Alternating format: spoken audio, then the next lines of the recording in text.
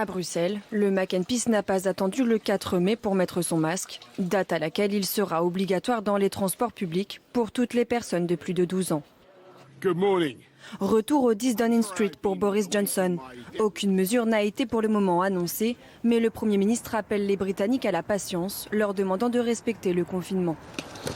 Les petits Espagnols ont rechaussé leurs patins. Depuis hier, les jeunes de moins de 14 ans peuvent de nouveau sortir jouer dehors.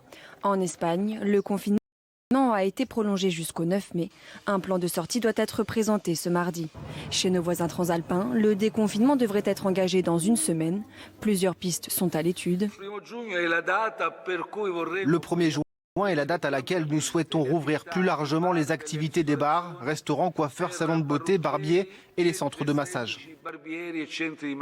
Les coiffeurs serbes et suisses ont repris leurs ciseaux ce lundi.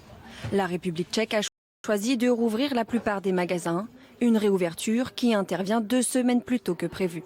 La Suède défend son modèle de gestion singulier de la crise. Tout le monde doit se préparer à ce que cela dure dans le temps. C'est aussi la raison pour laquelle nous n'avons pas, par exemple, de confinement en Suède. Nous voyons cela comme un marathon, pas un sprint.